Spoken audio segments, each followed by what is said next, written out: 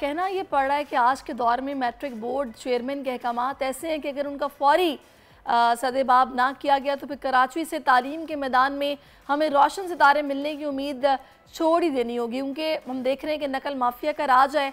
फिर वक्त से पहले पर्चा आउट होने की रवायत कई सालों से बरकरार है। आखिर सिंध के साथ ये मसला क्यों दरपेश है?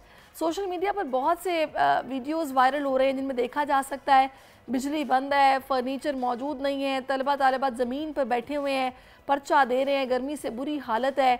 हर साल की तरह रवां बरस भी इम्तिहान शुरू होने से पहले ही पर्चा आउट हो गया। ये रिवायत भी बरकरार है। आखिर इसे तालीम दुश्मनी कहें या फिर इल्म से दूर रखने की सोची समझी साजिश कहें, इस मामले को संजीदगी से क्यों नहीं लिया जा रहा, इस पर बात करने के लिए इस वक्त में ज्वाइन कर चुके हैं हैदर अली साहब, जो कि चेयरमैन है all Sindh private school and colleges association के। अस्सलाम वालेकुम हैदर साहब। जी वालेकुम अस्सलाम। हैदर साहब, बहुत शुक्रिया आपके वक्त के लिए। कहिएगा कि बड़े अफसोस के साथ कहना पड़ता है कि वही खबरें जो हम हर साल पढ़ते हैं, कोई बेहतरी नहीं आ रही। ये तालीम का जो निज़ाम सिंध में है स्पेशली, क्यों इसमें ये मसाइल है इस किस्म के? सोची समझी साजिश इसको कहें या फिर लापरवाही कहें, क्या कहें हम इसको?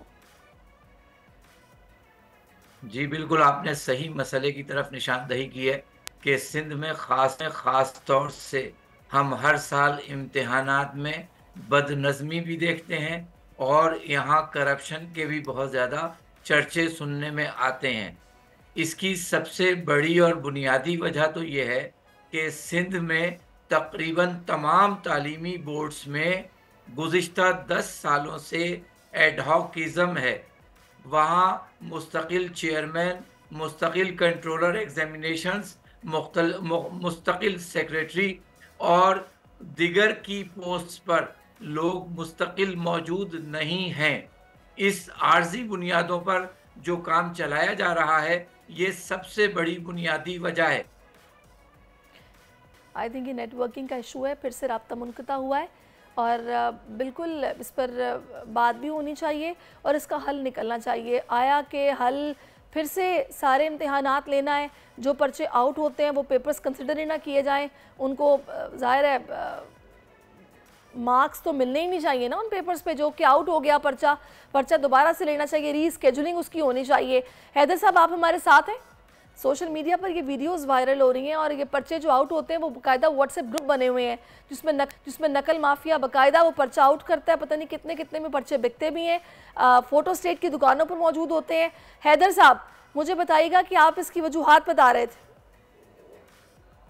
जी, मैं आपसे गुजारिश किए देता हूँ कि ये जो हमें सोशल मीडिया पर व्हाट्सएप पर हलशुदा पर्चे नज़र आ रहे हैं वक्त से पहले, ये भी इस नालायक कंट्रोलर का एक इंतज़ाम है, बद इंतज़ामी है। और वो इस तरह से कि तकरीबन गुज़िश्ता सालों के मुकाबले में 150 से ज़्यादा इम्तिहानी मराकज़ बढ़ा दिए गए। इस वक्त कराची शहर में 9वीं 10वीं के इम्तिहान के लिए 500 से ज़्यादा इम्तिहानी सेंटर्स बनाए गए हैं, जिसमें 350 सेंटर्स ऐसे हैं जो बहुत छोटे हैं। उन ज़्यादा सेंटर्स की वजह से वहाँ पेपर पहुँचाना वक्त पर मुमकिन नहीं है, इसलिए उसका हल इन्होंने ये निकाला कि कुछ हब सेंटर्स, 20-25 हब सेंटर्स बनाए गए। हब सेंटर का मतलब ये होता है कि 20-20 इम्तिहानी मराकज़ के क्वेश्चन पेपर्स वहाँ पहुँचा दिए जाएं और उसके बाद वहाँ से तमाम सेंटर सुपरिटेंडेंट्स जो है वो अपने अपने इम्तिहानी पर्चों को हासिल करें। अब ये बताइए कि जब सुबह का वक्त होता है, सेंटर सुपरिटेंडेंट खुद अपना सेंटर छोड़कर नहीं निकल सकता और वो हब सेंटर पर अपने किसी चपरासी को, किसी मैसेंजर को, किसी क्लर्क को भेजता है। अब वहाँ एक घंटा पहले जब लोग पहुँचेंगे और वहाँ से क्वेश्चन पेपर लेंगे, तो जिस तरह के लोग होंगे, जिस लेवल के लोग होंगे, उसी तरह का आप काम भी देखेंगे। तो हैदर साहब, इसका हल बता दें मुझे आखिर में बस।